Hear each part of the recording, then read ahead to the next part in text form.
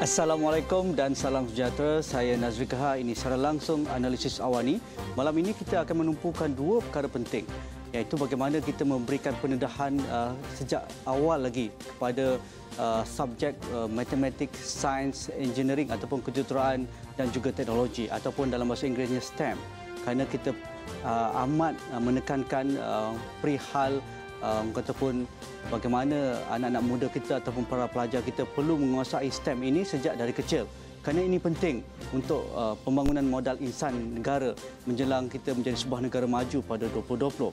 Adakah apa yang kita lakukan pada ketika ini tidak berjaya? Tetapi itu persoalannya yang akan kita bincangkan. Tetapi sebelum itu, pada petang tadi kita sudah mendengar iaitu kumpulan pro ulama di kalangan pemuda PAS sudah membolot ke semua pimpinan utama pemuda PAS untuk 3 tahun akan datang ini, di mana ketua yang dipilih pada petang tadi iaitu Ustaz Nik Abdul Aziz mendapat 429 undi berbanding penyandangnya Suhazan Kayat iaitu penyandang ketua pemuda PAS yang hanya mendapat 262 undi, dan jawatan-jawatan yang lain iaitu anak Presiden PAS Muhammad Khalil Abdul Hadi yang menyandang kursi ini iaitu timbalannya berjaya mengekalkan jawatan timbalan ketua pemuda apabila mengalahkan pencabarnya iaitu Raja Iskandar Raja Yaakob, dan jawatan naib pula penyandangnya Khairul Nizam mengalahkan ketua pemuda Negeri Sembilan Nur Azman Muhammad.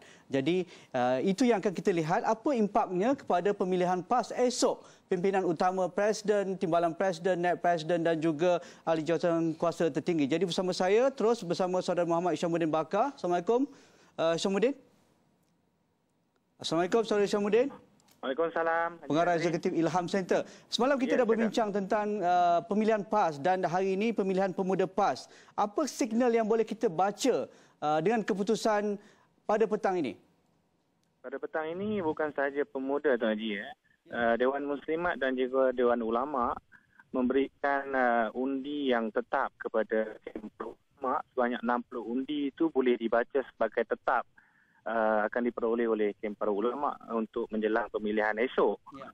Jadi penguasaan sebenarnya menunjukkan bahawa Kemp Para Ulama mengukuhkan penguasaan mereka dengan memastikan undi tetap 60 dicampur dengan 14 undi Majlis Syura, dan kebanyakan perwakilan anak muda di kalangan pemuda PAS dan ulama dan juga muslimat yang bertaburan di seluruh setiap kawasan akan memastikan undi blok memihak kepada Kemp Para Ulama. Jadi bagi kami itu adalah signal untuk perubahan pucuk kepimpinan AJK PAS Pusat dan juga seluruh kepimpinan PAS akan berubah daripada status quo yang sedia ada. Adakah ini juga jelas membuktikan bahawa pemilihan mengikut blok ataupun CAI ini sudah mula menakluki pemilihan PAS pada muktamar kali ini? Makin jelas ke arah itu sebenarnya Tuan Haji. Iaitu pemuda dan muslimat menunjukkan trend blok itu menguasai sepenuhnya.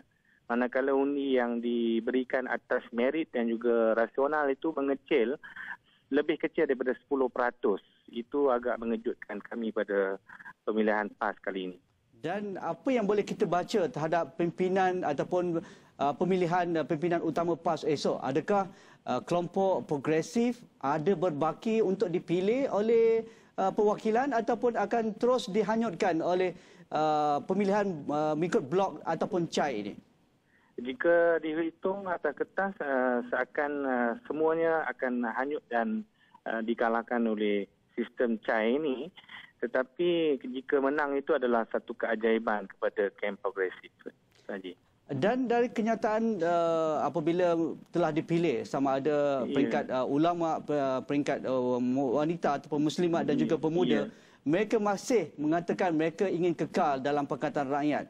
Tetapi mereka ingin juga melihat PAS dihormati, PAS didokong oleh ulama, terus diberi kataupun respect, dihormat oleh rakan kawan dalam Pakatan Rakyat. Apa maksudnya? Saya agak klise kenyataan-kenyataan ini. Ya, begitu sebenarnya bagi bacaan kami, masa depan Pakatan Rakyat akan berdepan dengan keadaan yang sukar. Walaupun PAS enggan keluar, kemungkinan besar DAP ataupun keadilan terpaksa mengambil keputusan untuk menilai sama ada kekal dalam pakatan ataupun salah satu daripada parti ataupun dua parti berkenaan akan keluar meninggalkan PAS dalam blog Pakatan Rakyat. Itu satu yang menarik juga tu. Okey. Jadi, Sorry Syamuddin, terima kasih. Tetapi terus memberikan analisis anda untuk pemilihan pimpinan tertinggi esok. Terima kasih. Itu tadi Saudara Syamuddin Bakar, Pengarah Eksekutif Ilham Center.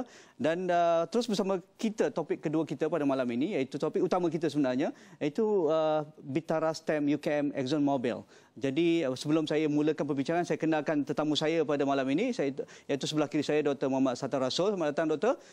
Lama tak datang. Penyelara Bitara STEM Fakulti Pendidikan Universiti Kebangsaan Malaysia. Dan di hujung sana anak muda kita, Saudari Nadia Cik Idris. Fasilitator STEM UKM dan juga pelajar PhD peringkat Doktor Falsafah Ekologi FST di UKM. Sebelum kita mulakan perbincangan, mengapa Bitara STEM ini menekankan betapa pentingnya pendedahan tentang subjek sains, teknologi, kejuruteraan dan matematik ini didedahkan seawal mungkin kepada anak-anak kita di sekolah rendah terutamanya? Sebenarnya STEM ni dia sebenarnya memberi beberapa kesan yang baik kepada negara sekiranya kita membangunkan modal insan kita dari peringkat awal lagi. Paling awal lagi. Kalau kita nak melihat hala tuju negara untuk mencapai negara maju pada 2020, kita memerlukan saintis dan jurutera yang ramai. Jadi sekarang ni masalah yang timbul adalah kita semakin hari semakin kekurangan pelajar mengikuti bidang sains. Jadi kalau katakan satu tindakan ataupun intervensi tidak diberikan supaya meningkatkan minat pelajar terhadap bidang sains ini tidak dimulakan daripada peringkat awal, maka lambat laun kita akan kata ketinggalan, decline kita punya sumber tenaga ataupun modal insan kita. Okey, Doktor simpan faktor ataupun bagaimana kita menggalakkan anak-anak muda kita minat terhadap subjek ini dan juga pandangan Nadia sendiri dan apa yang sedang berlaku di UKM pada ketika ini. Kita rehat yang pertama, jumpa lagi selepas ini.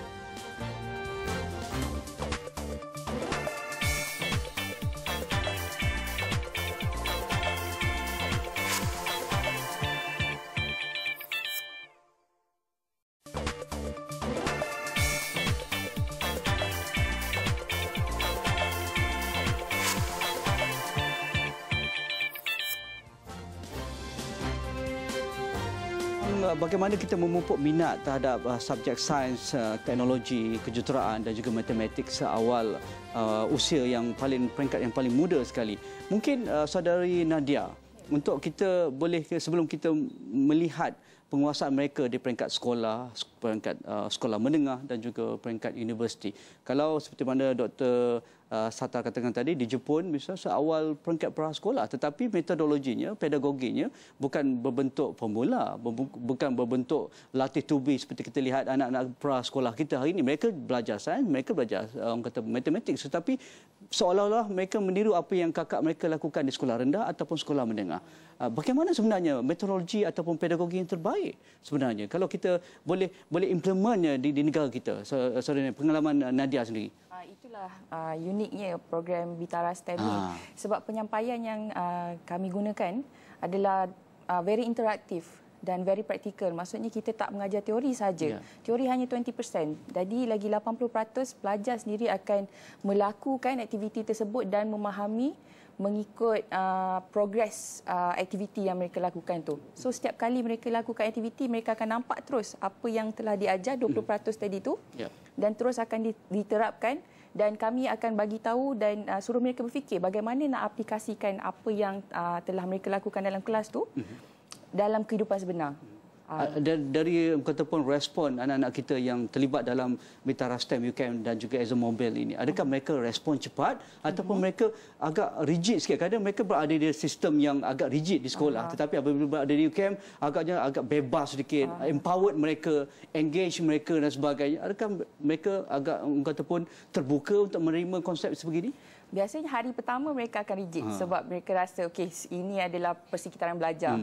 Ini cikgu-cikgu. Kena dengar macam lecturer. Tapi kami akan pecahkanlah minda mereka tu bahawa this is a very fun zone. Kita datang sini, kita nak berseronok sambil belajar dan bila you balik, you akan bawa balik. Cuba praktikkan. Cuba praktikkan.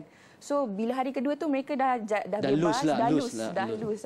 Exactly. Dia dah loose dan dia akan lebih terbuka untuk menerima perkara yang baru. Okey, Dr. Muhammad Sattar nak komen tu. Saya nak menyambung sedikit. Model yang kita gunakan dalam Bitara STEM ni agak unik. Yang mana kita punya research output ataupun hasil penyelidikan yang kita kongsi bersama dengan pelajar dan guru melalui pelajar-pelajar siswazah kita. Jadi di situ apabila pendekatan tersebut, delivery tersebut berlaku antara kakak dengan adik itu, dia pelajar lebih relax, lebih tidak formal. Jadi pelajar suka belajar sains secara yang lebih relax, tidak formal dan menyeronokkan. Jadi benda yang sebegini kurang berlaku di sekolah. Kenapa kita tidak boleh implement terus di sekolah-sekolah kita? Kalau guru tu boleh turun sedikit menjadi fasilitator, menjadi kakak ataupun abang misalnya. Iyalah, masih ada konsep hormat sebagai guru. Tetapi kalau di UKM boleh lakukan, saya sudah tengok model-model ini juga di universiti lain, di negara-negara yang maju juga berlaku di depan mata saya rasa tiada masalah kalau kita nak menerapkannya di sekolah. Tetapi apabila sampai di sekolah, guru-guru yang sudah didedahkan dengan kemahiran ini kembali rigid. Kerana mereka rasa, KPI guru besar lain dengan apa yang dipelajari di kem-kem sebegini. Komen Doktor. Betul seperti yang Cik Nazri cakap tadi. Maknanya guru sebenarnya ada kekangan dan halangan sebenarnya. Saya rasa guru mempunyai pedagogi yang tinggi, tetapi disebabkan beberapa perkara nak mengejar silibus dengan peruntukan masa yang kurang, kan, dan juga aktiviti yang terlalu banyak macam-macam nak buat. Jadi hingga tidak dapat memberi ruang dan peluang pada pelajar untuk belajar sains ni dengan lebih baik, dengan menyeronokkan. Jadi saya rasa faktor itu ataupun kenalah mencari sesuatu kaedah yang lebih baik, yang mana kita pernah orang kata melakukan beberapa aktiviti yang mana melibatkan kolaborasi antara sekolah dengan institusi pengajian tinggi dan terus berlaku sebenarnya, terus berlaku, dan kita lihat bahawa dengan kaedah tersebut pelajar-pelajar universiti ataupun pensyarah-pensyarah universiti dapat berkongsi dan mengurangkan sedikit beban kepada guru dalam nak memikirkan bagaimana nak menerapkan pembelajaran sains itu. Saya rasa smart partnership tu kena difikirkan sebagai satu model yang terbaik untuk sekolah melaksanakan aktiviti sains.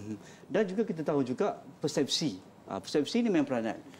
Anak-anak kita apabila cerita tentang sains, teknologi, kejuruteraan dan matematik, mereka ada satu batu besar dalam kepala. Subjek boring, subjek hafal formula, subjek susah nak dapat skor A. Jadi mereka automatically akan rasa sebelum belajar lagi atau sebelum mendalami subjek-subjek ini, mereka dah rasa macam down. Pengalaman Nadia sendiri dengan rakan-rakan lain dan termasuk program Bitara STEM ini, macam mana nak ubah persepsi itu? Nak ubah persepsi itu, pada saya daripada macam yang doktor cakap itulah, kita kena kenalkan sains ni daripada umur yang paling muda lagi. Maksudnya kita tak boleh nak terapkan dalam minda mereka yang sains ni susah, matematik ni susah, teknologi ni susah. Sebenarnya dia adalah senang kalau kita faham. Menyeronokkan. Menyeronokkan. Bila dia seronok, budak-budak dia akan minat nak tahu dengan lebih lanjut. So kalau kita dah tanamkan daripada kecil yang sains ni adalah sesuatu yang susah, sampai ke besarlah dia orang akan fikir benda ni sesuatu yang susah. Macam mana kita nak ubah tembok-tembok ini, Dr. Muhammad Sattar? Kadang kita tahu kalau ranking PISA, ranking teams, kita lihat kita corot. Kita di belakang Vietnam, kita di belakang Thailand, apatah lagi Singapura. Tetapi kita memperuntukkan dana untuk pendidikan lebih berbilion, 50 bilion saban tahun.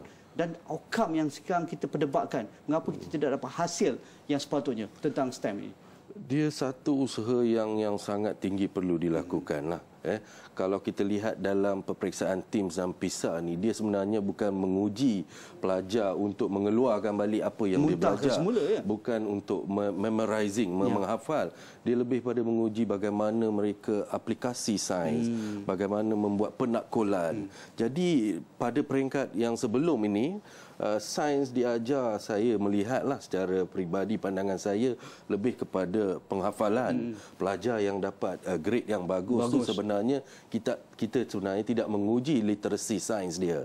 Jadi bila memasuki peperiksaan antarabangsa dan kebangsaan ni, itu yang kita ke belakang sebab dia menguji kemahiran berfikir, menguji pelajar dalam membuat beberapa perkara yang menghubungkan antara teori dengan praktikal.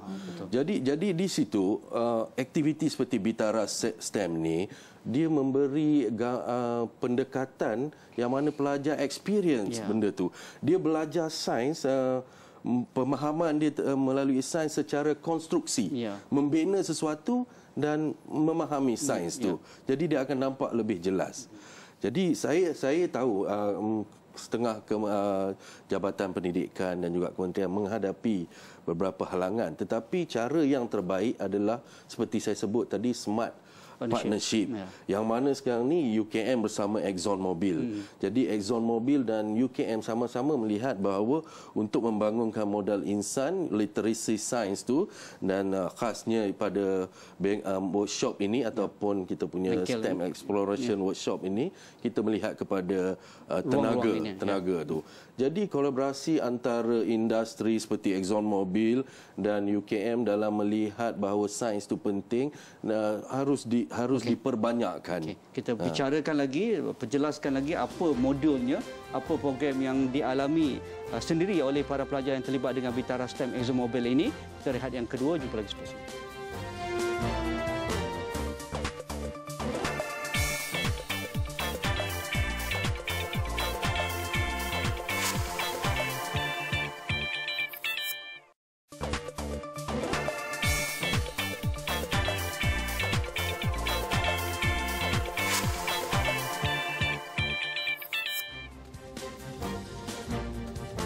STEM Exploration Campaign Sustainable Energy, kolaborasi Bistari antara ExxonMobil dan juga UKM, STEM Bitara UKM, Dr. Muhammad Satta.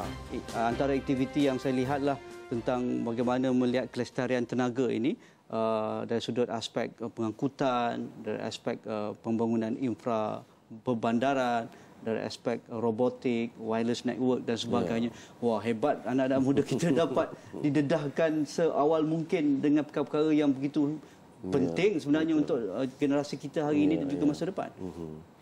So sebenarnya kita mengintegrasikan semua perkara itu, dan tenaga ni merupakan satu aspek yang kita kata penting dan utama. Jadi apa saja bidang ataupun kepakaran yang lain itu memang memerlukan tenaga, seperti transportation, wireless communication, urban infrastructure, dan kita tak boleh lari daripada asing-asingkan. Jadi disebabkan itulah kita bersama ExxonMobil memilih tajuk on sustainable energy itu, dan di situ juga ada sebabnya sebenarnya kita dalam bidang oil and gas memerlukan banyak para saintis, para jurutera dalam bidang orang kata industri oil and gas ni.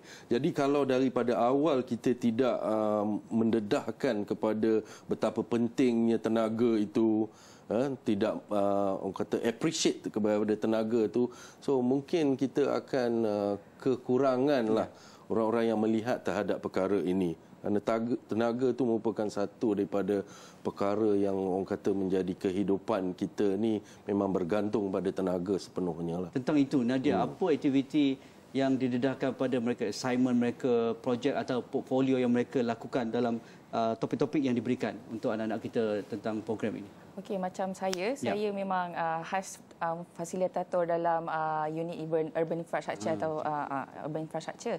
Jadi setiap kali kami memulakan satu aktiviti, kami akan explain apa dari segi saintifiknya, lepas tu teknologinya, engineering dia dan matematik yang perlu dilakukan untuk aktiviti itu. Saya minta dia berfikirlah. Apa pemahaman mereka? Apa pemahaman mereka. Jadi kita akan cuba buka minda mereka dulu sebelum start satu-satu aktiviti itu. Kita akan cuba connectkan dengan current affairs, current issues. Macam contohnya banjir tahun lepas kan, banjir besar di Kelantan tahun lepas. Apa sebabnya? Kami akan cuba buka minda mereka lah. Fikir bagaimana nak atasi masalah banjir itu. atasi masalah banjir. Dan kalau banjir itu tidak boleh dielakkan, apakah penyelesaian kepada mereka yang bakal kehilangan tempat tinggal ni? Mereka tak boleh pindah, itulah tempat itu rumah mereka, itulah tanah mereka kan. Jadi apa teknologi yang boleh kita aplikasikan untuk tolong mereka? Dan surprisingly, walaupun mereka dalam usia yang muda, macam-macam idea yang mereka keluarkan. Saya pun surprise bila apa contoh-contoh yang mereka lontarkan. Contoh mereka dia suggest kita bina rumah yang ada pelampung. Rumah yang boleh bila air naik dia terapung sendiri. Ataupun dia kata dinding yang kalis air. Jadi itu mungkin nampak macam idea yang tak masuk akal sekarang, tapi kalau kita nurture minda mereka, mungkin teknologi itu boleh direalisasikan pada masa hadapan. Bagaimana juga kita menghubungkan perkara-perkara berbentuk saintifik dan juga kejuruteraan ini dalam konteks ilmu disiplin yang holistik, Dr. Muhammad Sattar. Kerana kita tak boleh elak hari ini. Dulu kita asyik berbangga, saya aliran sains, saya orang pandai. Jadi saya boleh pergi ke universiti hebat. Itu rakan-rakan saya aliran sains, saya aliran sastra, selalu down. Tapi mungkin ini juga kita dapat memecahkan tembok-tembok persepsi-persepsi ini. Dan kita sendiri mencipta sebenarnya, dan sistem pendidikan kita endorse pula. Jadi mungkin sudah sampai masa kita melihat rentas disiplin, dan orang sains memang sudah berfikir tentang itu pastinya. Memang saya setuju sangat. Memang kita dah sepatutnya masuk era merentas disiplin. Sains ni bukan saja dipelajari oleh pelajar sains, tetapi pelajar-pelajar yang lain yang berminat tentang sains, pelajar daripada aliran sastra. Dan sebenarnya sains ni untuk semua. Betul. Untuk kehidupan, untuk masyarakat. Semua masyarakat perlu tahu sains. Jadi seperti Nadia cakap tadi, pembelajaran tu ada integrasi dan sebagainya. So perlu begitu juga di sekolah. Rentas disiplin. Dan juga kalau tak rentas disiplin pun, sains yang dipelajari sekarang ni mengikut domain macam kimia, fizik, bio, asas tu, tetapi tidak ada integrasi di situ. Jadi pelajar tak nampak aplikasi tentang sains tu. Jadi apa yang dibuat di dalam program STEM ni, kita bila pelajar menghasilkan satu projek, dia mengambil kira apakah sainsnya, apakah teknologinya, apakah kejuruteraan dan juga matematik semasa dia membina projek itu, dan dia melihat bagaimana untuk menyelesaikan masalah. Jadi pembelajaran sains seharusnya begitu. Itu sebab pentingnya pendekatan sains dalam mengajar mata pelajaran, pendekatan STEM dalam mengajar mata pelajaran sains ataupun matematik. Dia tidak sesuai lagi dalam pembelajaran yang mengikut domain-domain tertentu. Dan adakah Dr. Muhammad Sattar bersetuju bahawa pendekatan ini adalah pendekatan ilmu sebenarnya, berbanding kita menghasilkan pelajar straight A's itu? Yes, pendekatan ilmu yang kalau kita bercakap tentang penyelesaian masalah, membuat keputusan, kemahiran berfikir, inilah pendekatan dia yang harus dibawa ke sekolah. Maknanya pelajar experience membangunkan projek, konstruk projek, dan melihat sendiri bagaimana sains itu sebenarnya penting dalam kehidupan mereka. Dan dia boleh ceritakan sampai bila mereka akan bermukim di UKM ini, dan apa yang akan dilakukan juga sepanjang program ini? Mereka akan bermukim seperti kata Cik Nazri tadi sampai esok. Sekarang mereka sedang bertungkus lumus untuk menyiapkan projek untuk pameran hari esok. Esok akan ada penilaian daripada juri-juri. Di mana projek-projek yang mereka bertungkus lumus siapkan hari ini akan diambil markah. Dan mereka telah pun diberi tugas untuk menerangkan setiap projek yang mereka belum present lagi. Esok present. Jadi mereka kena faham setiap apa yang mereka buat tu. Di UKM kampus Bangi, beberapa buah sekolah terlibat, 10 buah sekolah daripada pelajar sekolah menengah. Itu saja masa yang kita ada. Terima kasih kepada pihak Bitara STEM UKM. Untuk maklumat ini anda boleh ke laman web Bitara STEM UKM. Ada pelbagai untuk projek yang lepas, projek sekarang, dan mungkin untuk akan datang. Mana tahu nak terlibat sama anak-anak muda kita sana kan. Terima kasih kepada Nadia. Terima kasih kepada anda di luar sana yang setia bersama kami dalam perbincangan STEM dan juga pembangunan tenaga lestari. Jika ada sebarang pandangan anda, hantarkan ke platform media sosial kami, dan jangan lupa buat turun aplikasi esrawani.com di App Store dan juga Google Play Store. Sekian saja. Assalamualaikum. InsyaAllah jumpa lagi. Terima kasih.